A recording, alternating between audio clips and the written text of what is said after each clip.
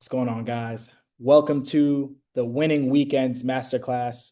So, for the next 60 to 90 minutes, I'm really going to be diving deep into how to win your weekends in terms of your eating and your drinking. So, how you can enjoy your weekends without canceling out the progress that you made during the week when it pertains to your fitness goals.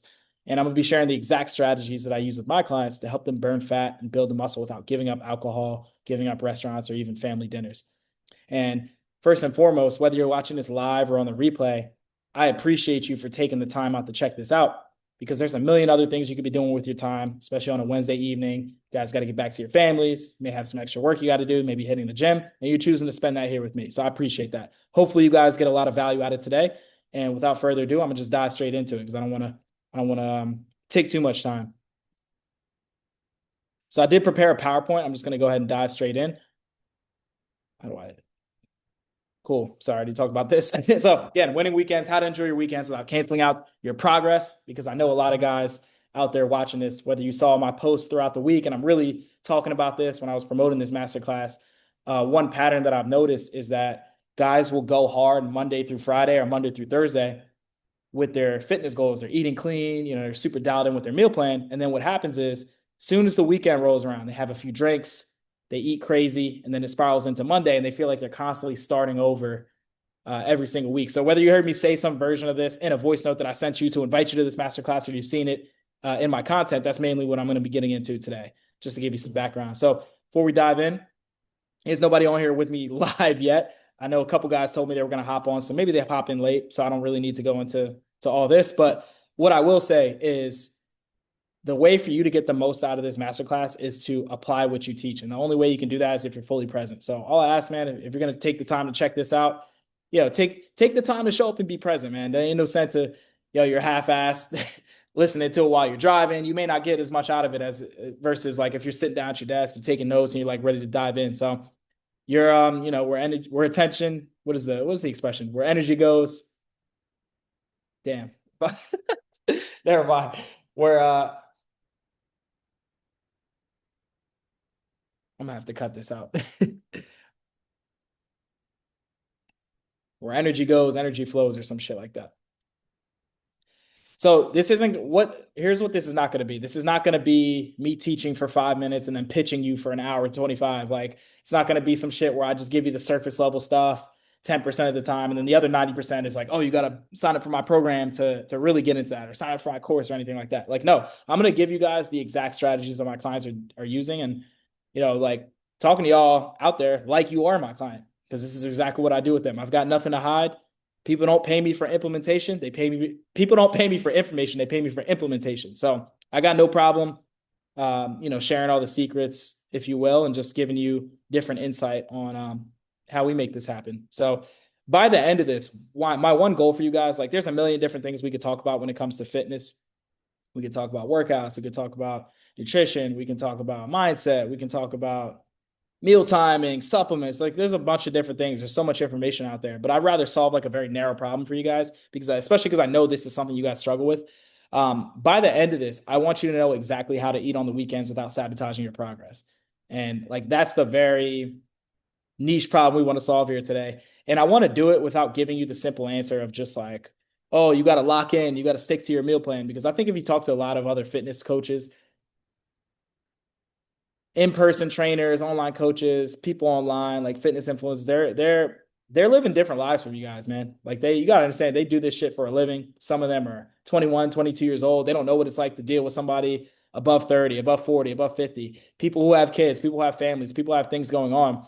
So they don't understand why you drinking on the weekends and you're eating crazy on the weekends. And their answer is just stop doing it. Just follow your meal plan. How fucking hard could it be? You got to be more disciplined. You got to want it more. So I'm here to like think outside the box because I'm very reasonable. I'm very realistic with you guys. And I'm like, look, you guys are not trying to step on stage and be 5% body fat and be Mr. Olympia. Like, you may just want to look a little bit better in your clothes, be able to take your shirt off at the pool without feeling insecure or anything. You want your wife to look at you a certain way, like how she used to. You want to not be winded playing with your kids. Like, your goals are not aligned with that of the 21-year-old fitness influencer. So therefore, I'm not going to give you the advice that person would give you. I want to give you advice that, kind of pertains to where you're at now. So again, I want you guys to know exactly how to eat. Not only that, but I want you to know how to think so that you don't need me in your ear 24/7 to tell you what to do. but we're doing it without just giving you the simple answers. Oh, you just got to want it more. You just got to follow your meal plan. So who is this training for? If any of this stuff hits home with you, you're definitely in the right place. So you feel like you're spinning your wheels with your nutrition. Like I kind of said earlier, you're going hard Monday through Friday. You got your I eat pretty clean, and then you're following your meal plan. And then the weekend rolls around, you have a few drinks that turns into eating a couple slices of pizza. Then the next day, you're getting wings. And then after that, you're having brunch with the family. And then, like, next thing you know, you just cancel out your whole week. So it's like, damn, I'm busting my ass in the gym and I'm eating pretty clean throughout the week. But like the weekends, that 2 or 3 days or 2.5 days is what's canceling out the progress. And I feel like I'm sprinting in place, like the scale isn't moving. I don't look any different, even though I'm working really hard. Like I'm working hard, but I want my body to reflect the discipline that I actually feel that I have, right? If you're all or nothing with your fitness, you're doing these like 30-day, oh, no alcohol, and then like you're binging on the alcohol right after that. Like you're doing 75 hard, or you're just doing, you're very all or nothing. And the guys that I tend to work with, very type A, guys who run businesses, guys who work in sales, guys who are former athletes, they tend to be all or nothing with their fitness. Like when they're dialed, they're fucking dialed. But then they have one bad day or a bad weekend that turns into 6 months of them falling off the wagon, constantly having to get back to it. So if you're all or nothing with your fitness, if your only answer to getting back in shape is let me do another round of 75 hard, you're kind of missing the point. Eating clean all week. I said that already. You don't want to miss out on events because you're on a diet. Like this is your season where you want to lock in. All right, 3 months this summer, I'm going to get a 6-pack or I'm going to lose 30 pounds. You just want to lock in. But you don't want to have to miss out on events that are going on. You don't want to miss out on weddings. You don't want to miss out on cookouts, especially this time of year, right? You don't want to be the guy at the cookout who's got his Tupperware over there in the corner. You got to explain why you're not drinking and why you're not eating a certain way. You got to tell everybody you're on a diet. You don't want to be the oddball at these events. You want to just blend in and be normal and be able to eat the shit that everyone else is eating and still lose weight, because who doesn't want to have their cake and eat it too? If you ever told yourself the following, man, like, oh, I'm just being a bitch. I just need to lock in. I know what to do. I'm just not doing it. Or, oh, I eat clean, but the alcohol is what kills me.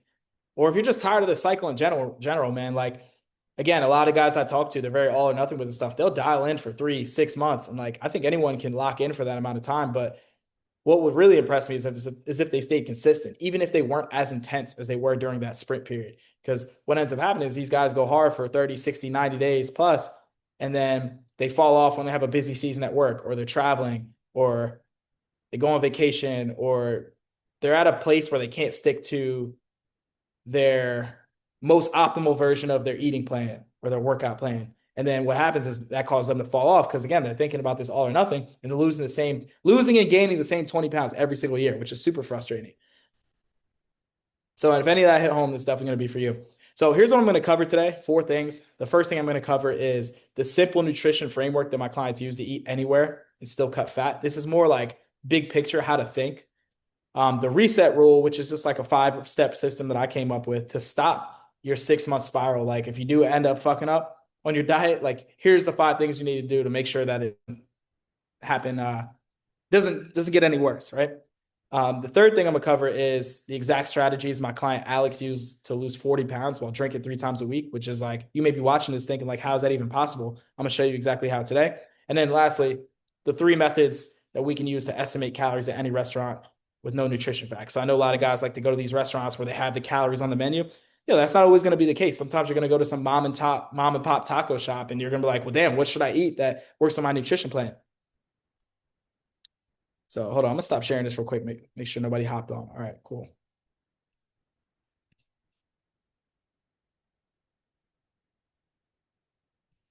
All right, we're back. Cool. So why does this training matter? Well, first of all, because you are not the same guy that you were at 21. Like if you're watching this and you're a former athlete, like the type of guys I typically work with, you don't newsflash, you're not living the same life you lived at 21. And it's not even just about getting older in the sense of like, oh, your metabolism slows down when you hit 30. And it's not even like that. It's just your lifestyle is just straight up different. So therefore, what worked at 22 won't work at 42. You have a life now. Like, bro, if you played college ball, or even if you didn't, you were just a gym rat in your early 20s, like almost every guy I talked to, you had the 3 hours a day to go fuck around in the gym and like really stay on point with your meal plan, and maybe you weren't going out as much, like you didn't have as much of a social life, you didn't have a family, you didn't have all these things. It was just gym, work, or school, and then come home. Like that was your two priorities. Now you got a life, man. You got trips. You got to go network with your clients at these events. You got to go meet a client over drinks. You got kids. You got to take them out for ice cream. You got to go to the family dinners. You go into the in-laws on Sundays, and they doing the Sunday dinner there. Got your friends. You get the point, right? There's a lot of shit that we're gonna have to work around, and life is not gonna stop. So therefore, instead of trying to, force a square peg in a round hole in the sense of like cutting everything off, cutting everyone off, and like sacrificing our fitness, or on the other end, or sacrificing those relationships to be in shape, or on the other end, just feeling like, oh, I guess I can't get in shape because these events aren't going anywhere. Why don't we meet somewhere in the middle and just come up with a strategy to get around it? Like that's the hard work and that's the stuff nobody really wants to do. But I'm telling you, if you can master what we're talking about today, you will be able to do these things just like my clients are. So my thing is like this stuff, life isn't going anywhere. Like you're gonna have these events. You keep telling yourself, like, oh, I'm gonna cut out alcohol. Oh, I'm gonna stop going to this thing. I'm not gonna go to that thing. I'm gonna sacrifice. And sure, that's cool in a short spurt. But like life is not gonna slow down, and you're gonna have to figure out how to navigate these situations. So you might as well learn today. So the question is, it is gonna come up again. The only question is like whether or not you're ready to like confront that. So if you don't learn how to do the stuff I'm talking about today, you may find that your fitness is going to be seasonal instead of sustainable. Like I care about what you can do for the next 30 years, not the next 30 days. Like if you want to keep staying in this cycle of like going hard for 6 months and then falling off for another 6 months and regaining the same weight, rather losing the same 20 pounds every year, then keep doing what you're doing, man. But if you want this to be sustainable, I implore you to think a little bit differently about this process and just be open to the information I shared today. So awareness is number one, man. And this is how you're going to cancel out an entire week. Like if I didn't share anything else today, if I didn't go deeper into any of the strategies my clients are using, and I just shared this with you guys, this will probably be helpful enough for you guys to like have that awareness to make some serious changes. So here's what your week probably looks like now. Monday, you're fucking dialed in your routine. Sunday, you're thinking about, all right, this is my plan this week. So you're sticking with your nutrition plan. Monday, you're in a 500 calorie deficit. And by the way, before I dive into this, we're all on the same page that a caloric deficit is how you're going to lose the fat. So basically what that means is you're burning more calories than you consume. And that's not just from activity. That's just from like your basal metabolic rate, which is pretty much the calories you burn at rest. Like if you just laid on the couch all day, your body may burn 1,800 calories. And I would call that your maintenance, unless we factor in, your activity and your steps and all that good stuff. And just the excess calories you burn just from living your life. Right. So anyways, if you're under that maintenance number that I just described, then you're going to lose weight. If you're above that, you're going to gain weight. So being in a caloric deficit, burning more calories than you consume is how we're going to actually burn fat on a consistent basis. And what we're typically looking at here is the weekly average. We're not looking at the fluctuations day to day. We've just got to string together enough days where you're in a deficit to where it leads to a weekly caloric deficit. And we're doing that week over week, month over month. And like, if you compound that over time, you will get to your goals eventually. It's just a matter of when. Not a matter of if, just a matter of when, as long as you're sticking to this. But people think they're in a deficit and they don't even realize that they're not because they're just not paying attention. That's why I say awareness is the first step. And if you just got aware and honest with yourself about where you're at, if I shared nothing else today, you would be able to fix it just by knowing this. So this is the typical person's week who tells, like the guy I get on the phone with, I get on a discovery call with them and they're like, yo, Dallas, I'm so dialed my nutrition. Yo, I eat pretty clean. I don't know why I'm not losing weight. I don't know why I'm stuck. I don't know why I plateau. There's something wrong with my metabolism. They think there's something wrong with them, but like they're not being honest about where they're at. So here's what they think they're doing. They're dialed in every day, but here's what's actually going on. Monday, 500 calorie deficit. They're dialed with their plan. Tuesday, same thing. Wednesday, Thursday. The pattern I notice is when people are dialed in with their work routines and they have that to ground them, they tend to be more on point with their nutrition because they're not eating out of boredom. They're busy. They're running around closing deals, talking to people. Like food is the last thing on their mind. Plus, they probably have their structure with their eating and the workouts and everything aligned with their work schedule. It keeps them grounded. But then when we lose that routine on the weekends because, we're working like a half day or we're out with the family, that's where everybody fucks up. So it's like it's like when life gets a little more dynamic is when people mess up. Or when they're at home watching a game and they eat because they're bored. Or they eat because it's a habit with that environment. You watching a game, you're mindlessly eating pizza and wings or whatever. Like this is the shit that people fuck up on. It's not during the week, it's the weekends. So anyway, people are typically dialed in Monday through Thursday, for example. So you're still in a net deficit. This is good. Then Friday rolls around. Yeah, you may be dialed half the day. You have a good breakfast, good lunch, or maybe you skip lunch. And then you go to happy hour. You have a few drinks, and then somebody orders a flatbread. Then you hit up another spot. You have another couple drinks. Maybe you didn't even go that crazy, but that was enough to go from being in a deficit to an 800 calorie surplus. Okay, no big deal. That's just one day. But then the next day, you've been promising your wife that you're going to take her to that steakhouse. It's her birthday or it's Valentine's Day or, it's just date night. You got the kids, you've been working a lot, been working late. You haven't spent that quality time with her. So you go to the steakhouse. It's date night. You get a couple glasses of red wine, get a steak. That right there puts you up. You split a dessert. That right there puts you up 1,500 calories in a surplus. You justified, steak has protein, it's healthy, but then you got the ribeye. You got a 16-ounce ribeye. It's high in protein, but it's also high in fat because of all the marbling, and then they cooked it in oil and butter. And then you got the sides with it. You got the mashed potatoes. Then you got dessert. Then you had a few drinks. That right there, that's your 1,500 calorie surplus right there. And then Sunday, you're feeling that shame and that guilt from earlier in the week. You said, damn, Friday I went to happy hour. Saturday I had the date night. I fucked up. You know what? I'm going to just get back on track tomorrow. Today is the fuck it day. You throw on the grill. You have a couple Coronas, grilling for the family. And instead of making that decision to eat better that day, you just say, fuck it, I'm gonna get back on track tomorrow. And if this is what your week is, just be honest with yourself, man. It's okay. Like, we just got to get honest about it. But if this is what your week looks like, you're probably in a 1,500 calorie surplus. So you think that you're eating clean because you do it Monday through Thursday, but the work that you're doing at the magnitude that you're doing it on the weekends is enough to outweigh the deficit that you thought you were in during the week. So this is why you'll have guys who go eating pretty clean, and then they're gaining weight or they're maintaining every week because they're not actually in a deficit. So what's the solution? Is it to eat clean 24/7? Of course not. This is going to be to talk about the stuff, to implement the stuff I'm talking about today. So introducing the hierarchy of nutrition for fat loss. So if you can understand these principles, this alone will take you very far. And trust me, this is the shit that I teach every single client on day one. And this already gets the gears turning because once you understand this simple framework, it starts to, first of all, it simplifies nutrition because a lot of the stuff you guys think is important is not important for where you're at right now, if that makes sense. But then aside from that, you start to realize the mistakes you made leading up to this point. So I'm going to go through this. When I say hierarchy of nutrition for fat loss, meaning if you have any type of body composition goals, you want to gain weight, lose weight, build muscle, lose fat, this is going to be the order of importance for you guys. So as you see, I have this pyramid here. These should really be inside the pyramid to illustrate it better, but you guys get the point. So I'm going to go through each one individually. And on the bottom, which is going to be the most important, is how much you eat. So when I say how much you eat, I'm referring to calories. And pretty much what this does is determine whether or not you gain or lose weight, or if you maintain. So I kind of described earlier what a caloric deficit was, just burning more calories than you consume. A lot of you guys are in caloric surpluses and don't even know it. And that's why you're gaining weight. So pretty much if you're eating, I'll just use round numbers here. So if you're eating 3,000 calories, you'll probably gain weight. If you're eating 2,000 calories, you'll probably lose weight. And if you're eating 2,500 calories, somewhere around there, you'll probably maintain your body weight. It's that simple. It's the calories in, calories out. However, we don't want to take this too far to the extreme. If you're somebody who's trying to lose weight, you don't want to be eating 800 calories a day, going too far because you got nowhere to go but up at a certain point.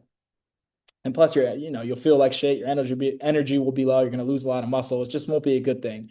And your body will probably resist you losing weight after a certain while because your body is going to adapt to what you're doing.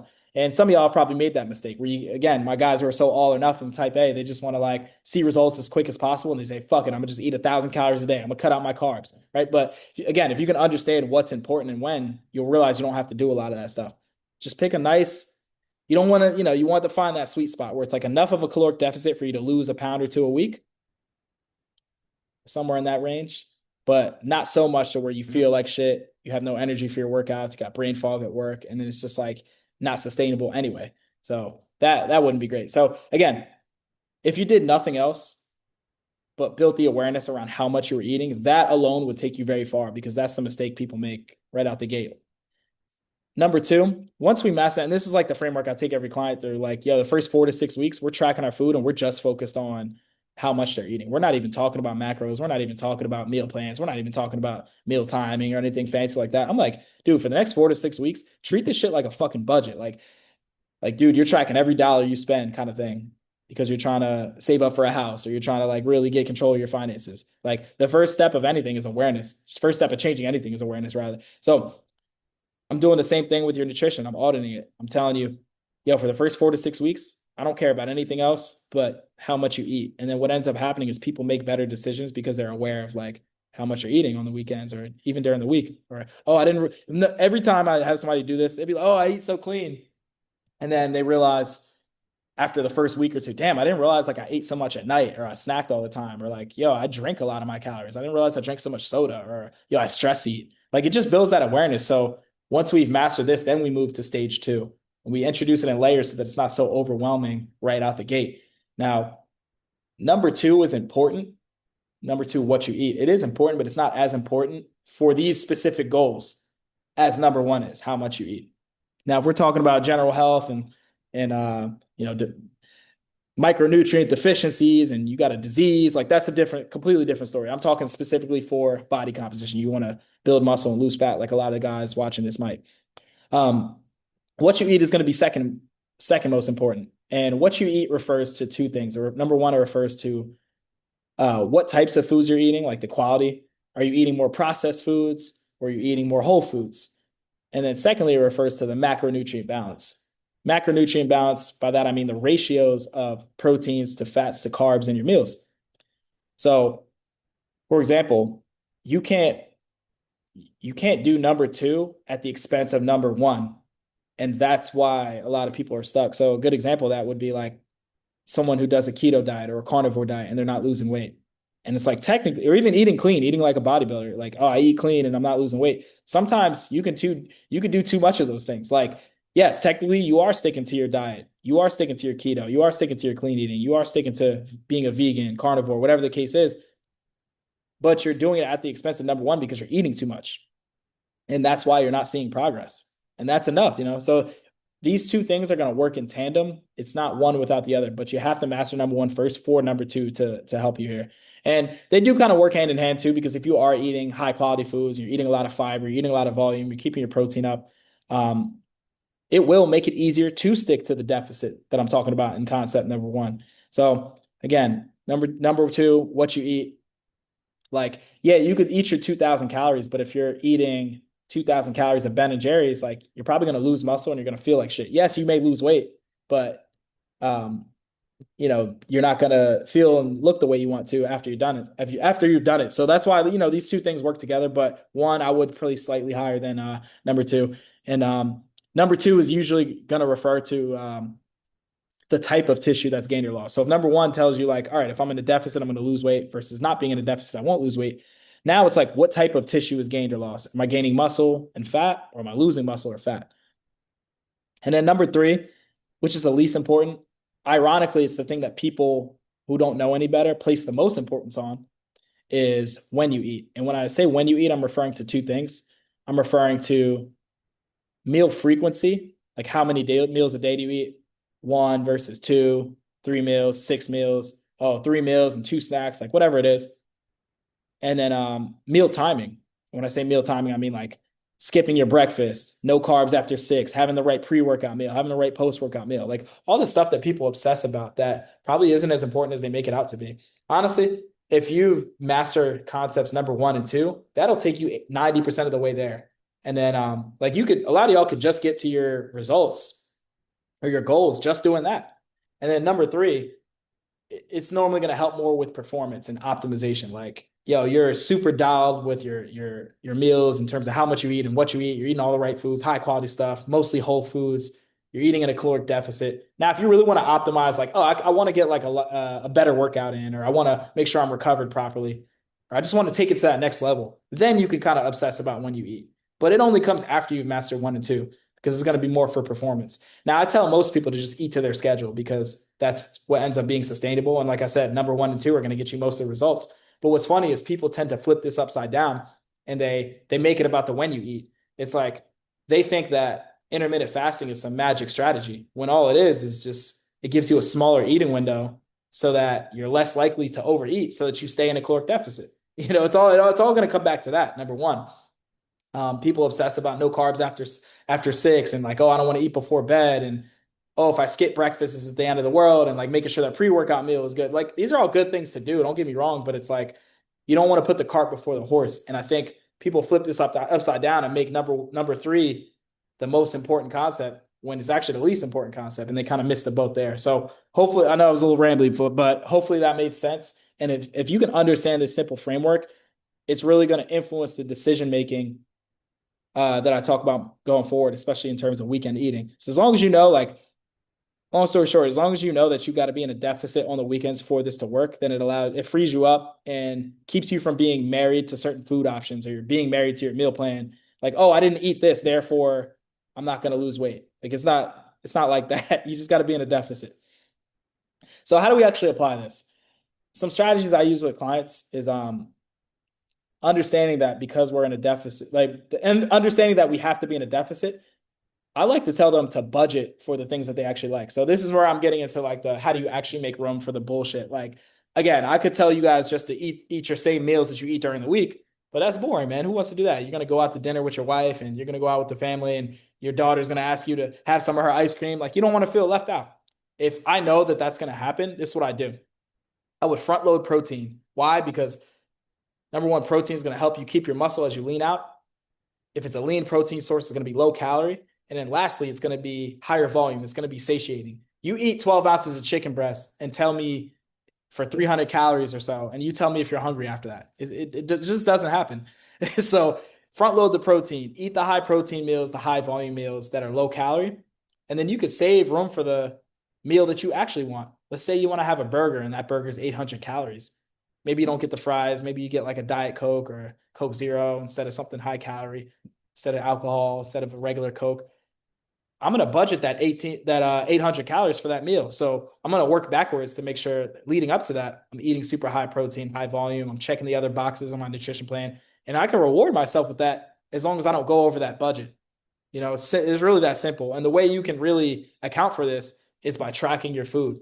One thing I have every client do on day one, because that's my way of holding them accountable and making them aware of what they're doing, is to download MyFitnessPal. Just there's other apps out there, but I happen to like MyFitnessPal because it's compatible with the software I use for my coaching. But it's completely free. You don't need to get the paid version. You just need something to where you can track your food. And even if it's not perfect, it's better than nothing. So again, eat high protein. So track your food. You know what? If you're watching this, download this shit right now. And I implore you to track your food for 2 weeks. And even without me telling you what your macros are, telling you what to eat, I guarantee you'll start losing weight because you're going to be more aware of your decision making. It's going to force you to put the microscope on your eating habits, and you're going to make better eating decisions just based off of that, even without me telling you what to do. Just because the tracking is so powerful. Like that act in and of itself is so powerful. I can't describe it enough. But anyways, download that now if you hadn't. Yeah, I already said eat high protein, higher volume meals earlier in the day, and then like what happens is you can budget the calories for that meal. So I guess the main thing I want you to get out of this piece is like it's not a pass or fail. It's not like eat clean or fail. Like because I think a lot of people have this notion of like, damn, I already fucked up because I had the burger. I'm like, no, you didn't fuck up because you had the burger. You fucked up because you went over your calories. If you could make the burger work with your calories, then you were good. And that's gonna come down a little bit more planning and just being intentional. It doesn't mean be perfect, but it's just like if I know I'm going out to eat later, if I'm going to have a few drinks, I'm going to budget the calories and then work backwards to figure out what I can have that would still leave me full. So I'm not like starving and more likely to overeat. But then like also understanding that trade-off of like, okay, maybe the meals I have leading up to that are going to be boring. They're going to be less exciting, but at least I can make room for that burger. And then I can have that burger guilt-free or have a few drinks guilt-free and still get to my goals. So that sounds great. Like, these are the strategies we use. That sounds good on paper, but what happens when you fuck up? Because it will happen, and I'd rather just paint that expectation day one rather than tell you it won't happen and blow smoke up your ass. Because none of my clients are perfect, and it's less about them being able to follow a plan and more about how they respond to when they fuck up. Because people tend to spiral, especially the guys I work with. Like again, they're very all or nothing, very type A, and it's like if they're not following their plan, they feel like it's pointless. So, and when they do things, they like to do it 110 miles an hour. So this really sets them back sometimes if they don't know how to think about this process. But we have something called the reset rule, man. And this is just a 5-step system to make sure that like if you do fuck up, push comes to shove, like you know how to handle it.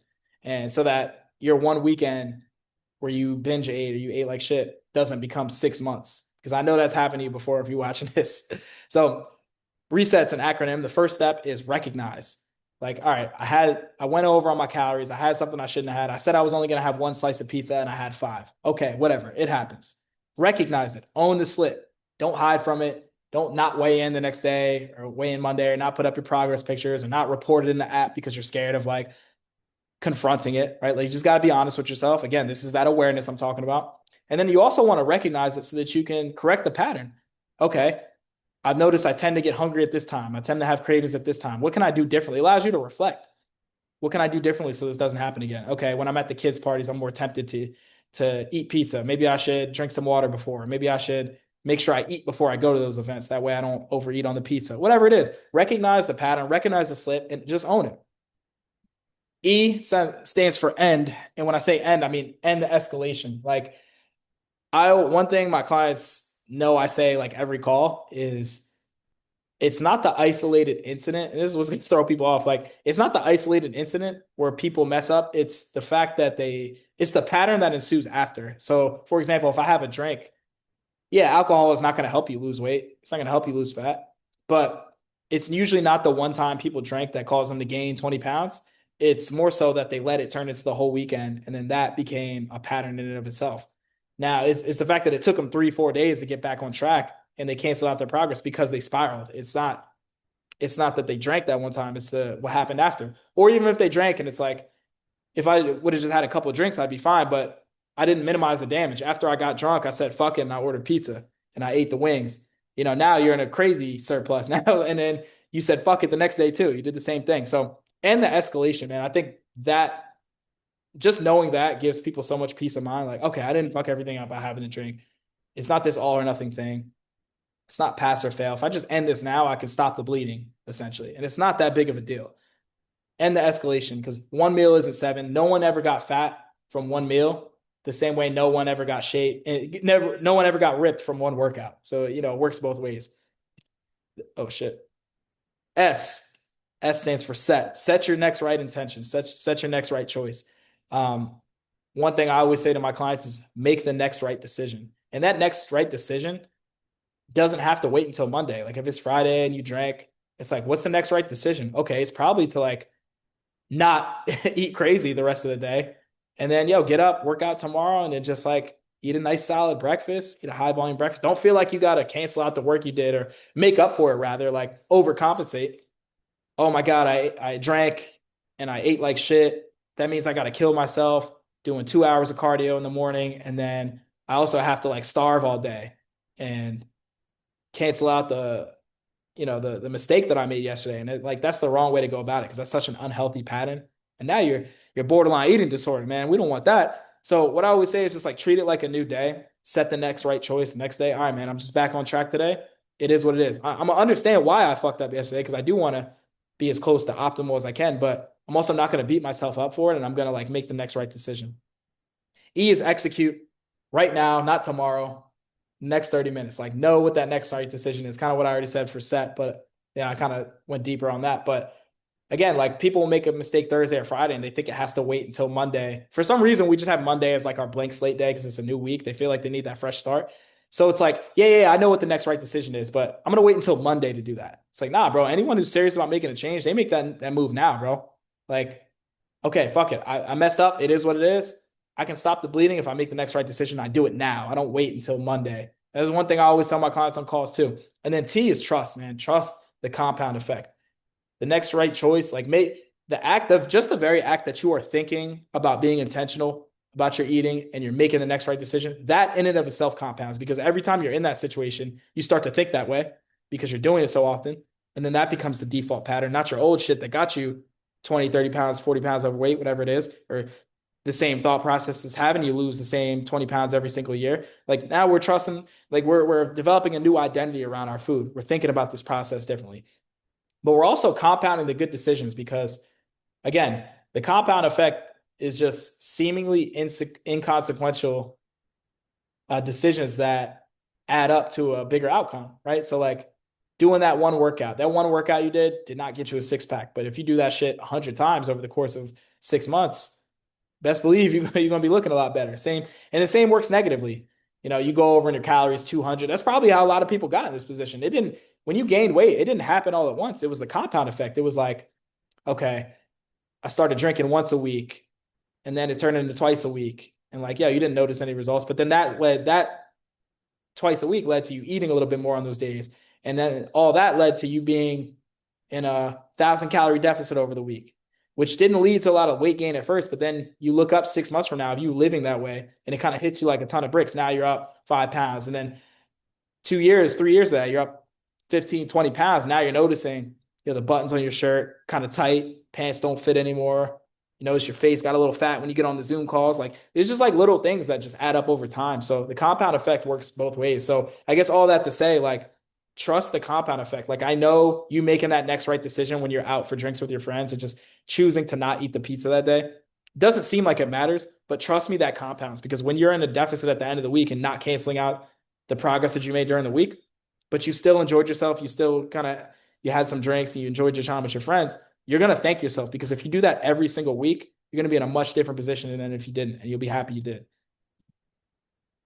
All right. Before I dive into my story with Alex, real quick, I want to talk about the 3 methods to estimate calories anywhere. So again, if you're in MyFitnessPal and you go to any type of chain restaurant, oh, by the way, I got to share the guides. Nobody's on live to get that guide, but I did come up with a PDF for chain food hacks, like a cheat sheet. So it's like if you go to like Outback Steakhouse, you go to Panera Bread, you're at McDonald's, you're at Chick-fil-A, you're at Panda Express, you're at Chipotle, which is like my personal favorite. You know what to eat that works with your plan, and it's super easy to track. So I have a PDF, like all that. Comment below, or like reach out to me separately and I'll send that to you. Just say you want the chain food cheat sheet and I'll know exactly what you're talking about.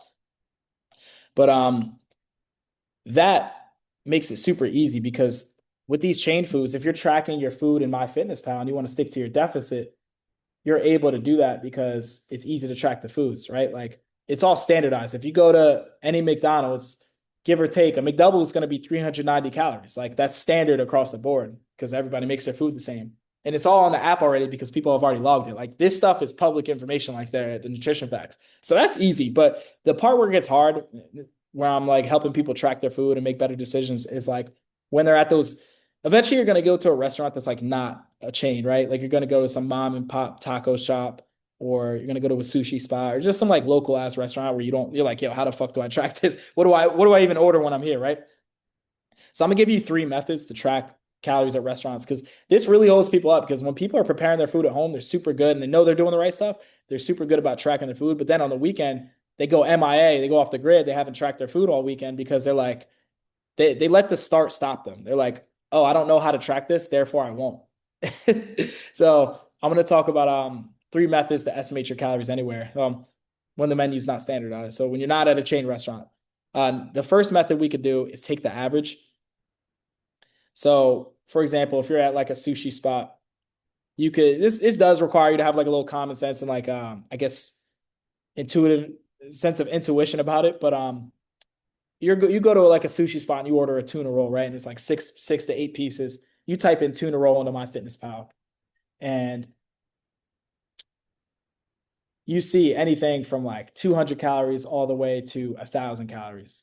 And you know neither of those are it. Like, yo, it's not that much food, and it's only tuna and rice and paper. Like, there's no way that's 1,000 calories for this little bit of food. But you also know it's not 200 calories. But then you're also noticing most of the inputs say for 6 pieces of sushi, it's like 400 calories. That's kind of the average. That's the mean. Or like, that's what you're seeing the most of. I would probably just choose that, because an estimate's going to be better than nothing, and you want to get as close to that like accurate number as you can. Or another example of this is like, you could take the standardized version of that, of whatever it is, and use that as the standard, if that makes sense. So like, for example, if I'm out, I'm at a cookout or I'm at a restaurant and I have mac and cheese, and I don't know what you put in your mac and cheese. like you could have used a different amount of cream, different amount of cheese. I don't know if you use eggs or not. I don't know. I didn't watch you make it. And I also am not gonna be beat to like try to figure out the portions just by eyeballing it, right? So what I'll do is just take like, if I'm out and I'm eating mac and cheese, I'll take like Chick-fil-A mac and cheese as the standard, even though I'm not at Chick-fil-A, I'm at some random restaurant or I'm at somebody's house eating mac and cheese. I just use that as the standard because it's probably close enough, right? Okay, this is the side of mac and cheese. It's about this big. It's about 400 calories based off the app. Cool. I probably had two portions of that, so I'll put two in the app, two of that. So now we're at like 800 calories for the mac and cheese. It's that as simple as that. So that's like I take the average, or I just like use a comparable option. The second way to track when you're at a restaurant and you don't know like what they use, or you don't know what the nutrition facts are, to like literally break it down by ingredient. Now this works better with things where you can see what's on it, like you have a sandwich or you have a burger. Like I think the best example I can think of is a burger, because it's like, let's say you go to a tavern and the nutrition facts aren't on there. Okay, well, it's a it's a brioche bun. You type that into MyFitnessPal. It's probably they're all about 290 calories, something like that. Okay. It's a quarter pounder. I know they use 80/20 ground beef because that's what everyone uses for their burgers. Okay, 4 ounces of 80/20 ground beef. Boom, put that in the app. One piece of cheddar cheese. Okay. Lettuce, tomato, onion. You don't have to track that because it's just vegetables that are 5 calories each, probably, if that. Ketchup and mayo. Okay, I'll track that. Those are condiments and those carry some significant weight in terms of calories. That stuff adds up. So by the end of that, you may have a bunch of ingredients that you just typed into MyFitnessPal, and now you come up with an actual number that's accurate to what's in front of you. And then you get the fries on the side, right? So that's my favorite way to do it if you know where you're at. Like if you can see everything that's in front of you. It's not just something where you're guessing. It's like a hosh posh, whatever the fuck. Like it's just a pot of nonsense. You don't really know what's in it. Like you don't know all the individual ingredients. If you could see everything in front of you by ingredient, that's how I would do it. And then the third thing is to use the hand method. This is kind of old school, but like, you get like chicken and steamed veggies and I don't know, nuts on the side. Like you would never eat this at a restaurant, but it's like that. I'm just giving you examples. Like, um, palm of protein is probably about like 4 to 6 ounces. So it's like, okay, this steak is about this big. That's probably like a 12-ounce steak, 10-ounce steak, whatever it is. And you can kind of estimate that way. Or a palm, rather. Sorry, I said fist. I meant palm. And then like with the carbs, it's like, okay, this is one serving of rice. Call your fist one serving of rice, or one serving of pasta, one serving of potatoes. Like you can kind of do it that way and just put it in the app that way. Again, none of these are like 100% foolproof, but it's like they're not going to be 100% accurate, but an estimate is going to be better than nothing because, again, at least if it's holding space in the app, you'll know that you won't overeat because you're aware. That's really the theme of today. Hopefully that made sense. And just universal rules that work anywhere. Like if like let's say you're at a restaurant and you're not using the fast food cheat sheet I got you because you're not even at that type of restaurant, or you don't like any of the options on there. Like here's just some general rules that just work in terms of getting you to eat a little bit less. If you're just, okay, how do I think about this? Like, what can I order at a restaurant? Or like, how can I tweak my order to be more aligned with the plan? So number one, I would grill everything, not fry it. Like you got shrimp, you got chicken, comes with a salad, comes with a sandwich, whatever. Don't go for the deep fried option because obviously the oil is what's going to be a lot of the calories. Stuff really adds up. You want to grill it, get a grilled chicken, get a grilled shrimp, get a grilled salmon. Ask if they can use less oil. Ask if they can steam things. Like, grill, that's always going to save you some calories there. Double up on the steamed veggies. Just veggies have a lot of fiber and they have a lot of volume for not a lot of calories. And the reason I say steamed is because people think they're eating healthy when they get vegetables when they're out, but like, they cook that shit in a bunch of oil and a bunch of butter, and that stuff is what adds up. High in fats, therefore high in calories. Not that it's inherently bad. We just want to know where these things are coming from.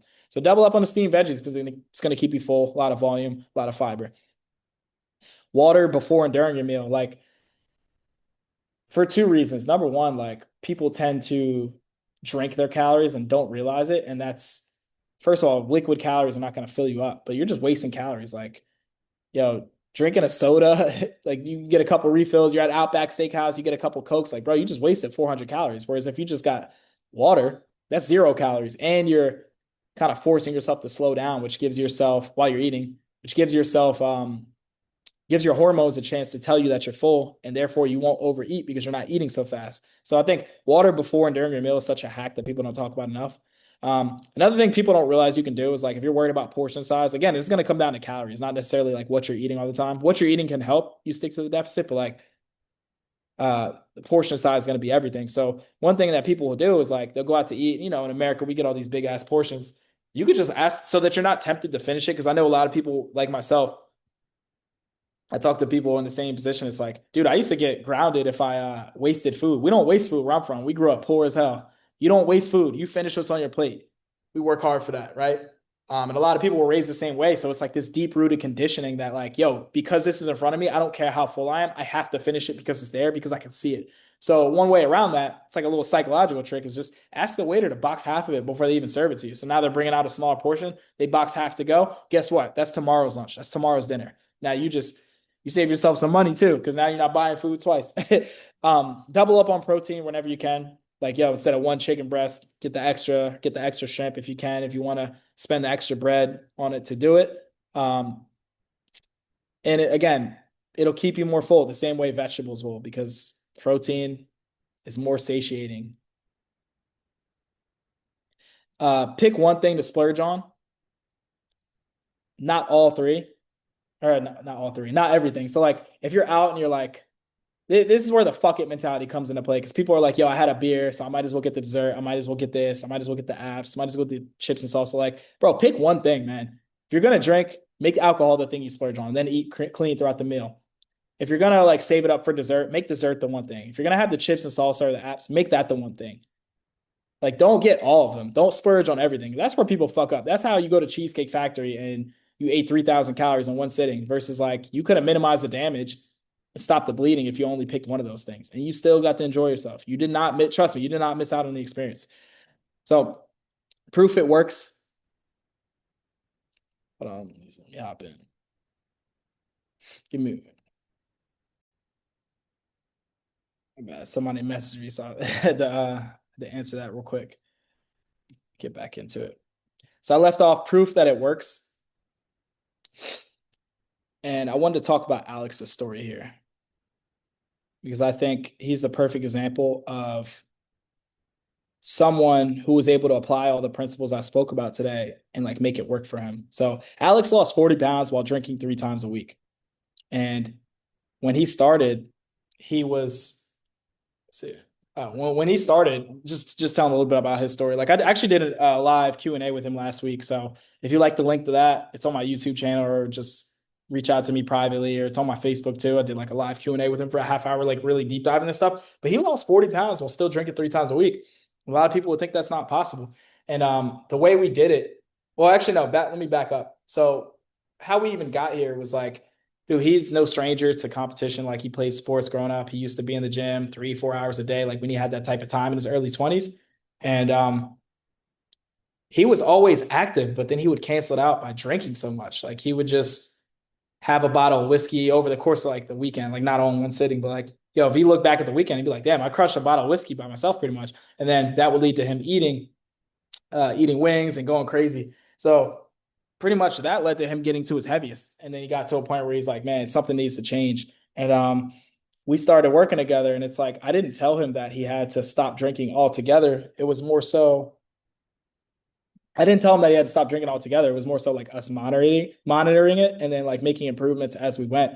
And then he got evidence that he was able to lose weight, and then he kind of ran with it. And I'm gonna talk about a few of the strategies that we used. But yeah, man, he was going hard like all week, and it was like canceling out his progress, which is like super frustrating. So I want to talk about 4 strategies we used. Here's how we did it. Number 1, we applied the hierarchy of nutrition. So that's like the little pyramid I went over earlier. And this was good because it gave us a measurable foundation. Like, of course, there were some blind spots with his eating, right? Like he thought he was eating clean. He was probably overeating and didn't realize it, right? So we cleaned that up. And that was enough to get him to start losing weight immediately. Like he lost like 10 pounds his first few weeks just because he was like really dialed in with that. And I had him tracking his food, and he was like hyper aware of it. And he would track when he would go out to eat and drink too.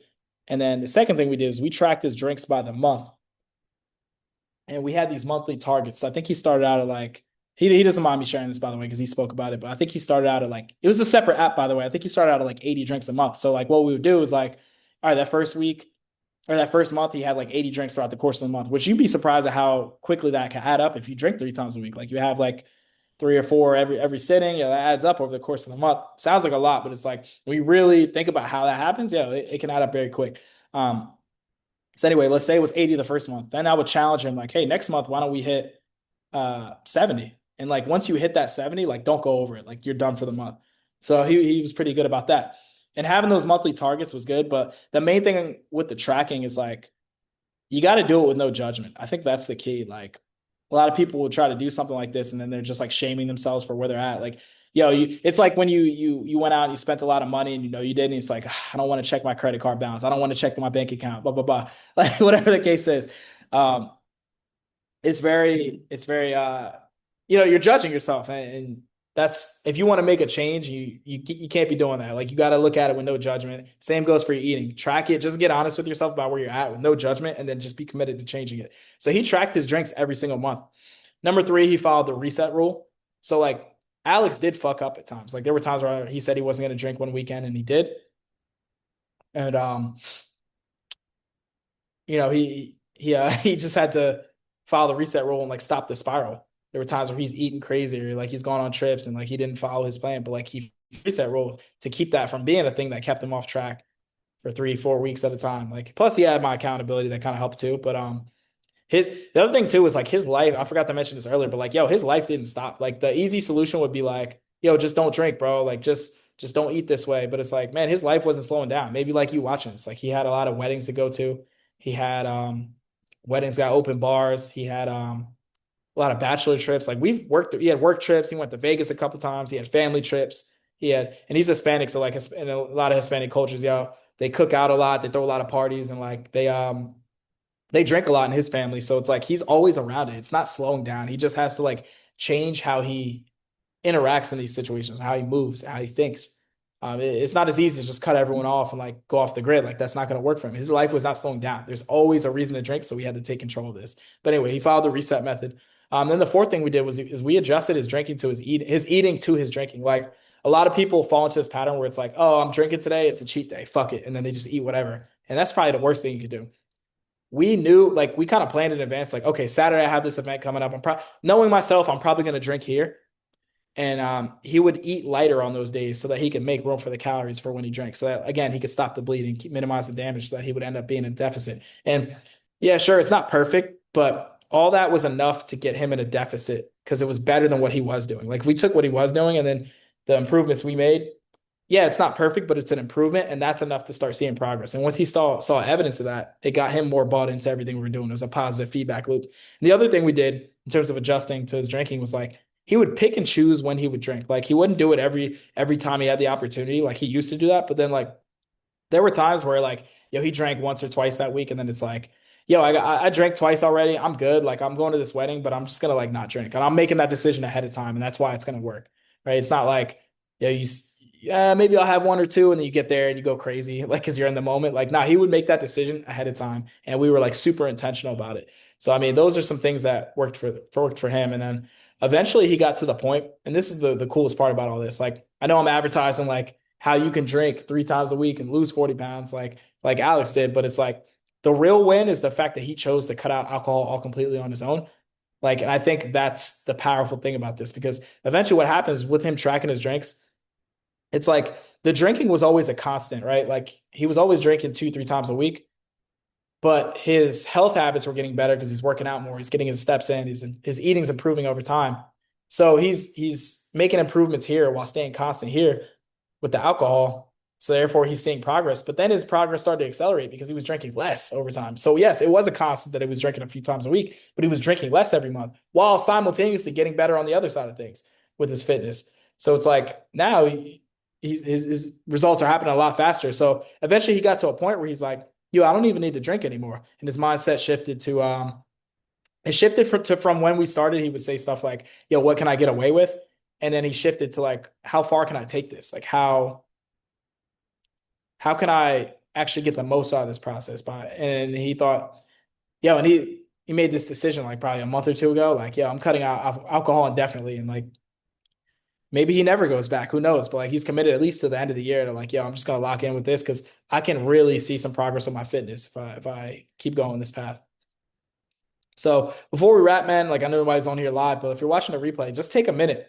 Take a minute and think about like what's the one thing that you're gonna apply today. I know I said a lot, I provide a lot of different frameworks and strategies and things, but like if if you walked away from this training learning anything, what's the one thing that you'll apply? Because I'm telling you, applying one thing versus like hearing a lot of information and applying nothing is going to be way better. Like I don't care. Like knowledge is a power, applied knowledge is power. So we got to apply one thing. Just take a second and think about that. And then the other thing I wanted to mention here is again, I'm not condoning drinking. Like I'm realistic. I drink too. And I'm still in shape. A lot of my clients are too. Like if you choose not to drink, that's perfectly fine, bro. I'm not that's cool, but I'm not condoning it at the same time. I'm like, obviously, there's no argument that like if you do choose to consume alcohol, that it'll help you get to your goals. Um, but if you would like to be able to do it, like if you want a way where you can do it, this is how I would recommend doing it. And I'll share. Let me pull this up. If you're watching this and you want access to it, let me know. It's an alcohol guide.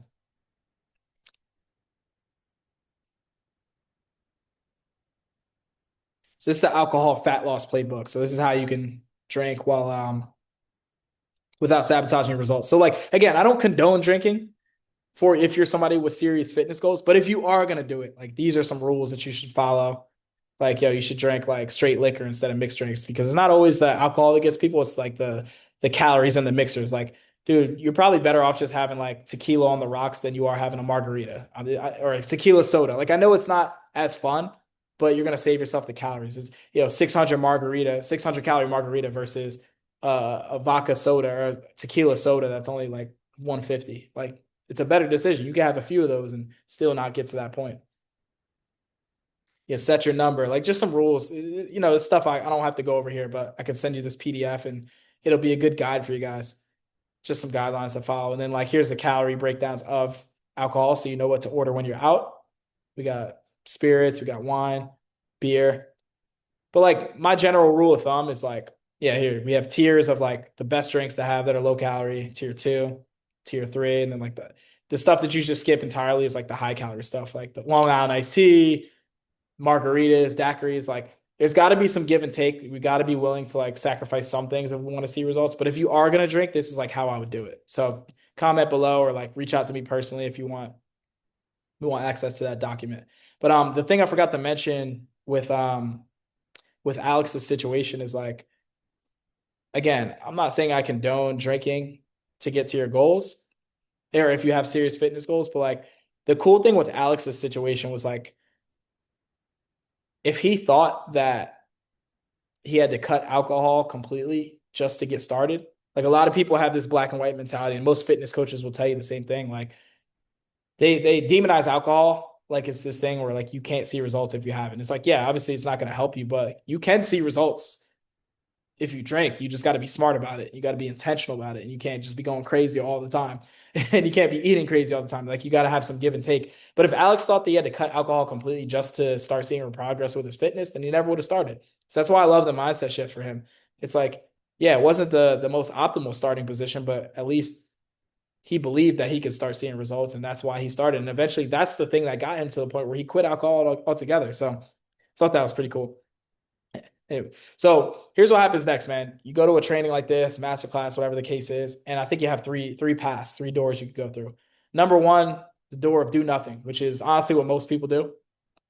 They opt into the free stuff. Oh man, that was some great information. I'm really gonna think about this. Oh, you gave me a lot to think about. And that's all they do. They think about it once, they leave this training, they do absolutely nothing. They nod along, yeah, well, that makes sense, Dow. Like that's good stuff that you taught. They feel motivated for a couple days and then they go back to the same bullshit next weekend, right? Going out, going crazy, eating crazy, canceling out their week, like not applying any of the stuff we talked about today. Door number two is do it alone.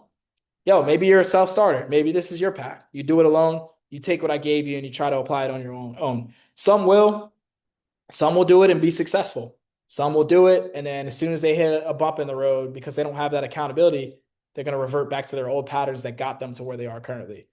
Right. So door number three, You could work with me. No one's holding a gun to your head, but if that's something you'd be interested in, I'd be happy to talk to you about it. And I have a 6 month program for this type of thing where we're really mastering the fundamentals of the stuff I talked about today. So everything I taught and more applied to your life for the next 26 weeks. It's called the Prime Method. This will be the first 2 phases of that. This 26-week program would be the first 2 phases of the Prime Method. There are 4 phases in total, but we're really just focused on getting you to your first fitness milestone, whether it be losing 20 pounds, putting on a couple pounds of muscle, looking better, feeling better, like really mastering the fundamentals and building a foundation so that you can set yourself up for life, really building the habits. And what's included with that in my 6 month program is you get weekly one-on-one coaching calls with me over Zoom. I'm not doing all the group coaching stuff. Like I'm very in the trenches with my guys one-on-one. I'm texting them between calls. You have direct access to me. Get my personal phone number, getting the personalized nutrition frameworks. So all the principles that I spoke about today, we're having conversations about tailoring that to your situation. I'm not just giving you a meal plan and telling you eat chicken, rice, and broccoli and go figure it out. And like, if you don't do that, you're fucked because you're not disciplined enough. You don't want it bad enough. No, like we're going to personalize this around your life. Personalize your training programs. Same thing. I know we didn't talk about fitness and workouts today, but it's like, I'm going to be helping you tailor it to your schedule. And my promise is that you don't need to be in the gym for more than 3 to 5 hours a week. Like this ain't the old days, man. You're not college football anymore where this is your focus. Like we need to make this happen on a tighter schedule. So, I'll be helping you come up with that game plan based on your equipment that you have. If you're working out from home, if you're working out in the gym, if you have any injuries, you got to work around. The complete Prime Method documented, like the roadmap, the process, and then all the assets that I use with my clients, any resources that I may have shared today, any resources that I share with my clients, you'll get access to that stuff too. And any resources that I develop in the future, any group calls that we have in the future, things of that nature. So that's pretty much it, man. And I would, if there was anybody on here who would be live, I would drop the Q&A, but I'm gonna go ahead and end the recording here. And if you have questions, just message me privately about it, or if I post this on YouTube, feel free to comment that below. But once again, I appreciate you guys hopping on with me, and I'll talk to you soon.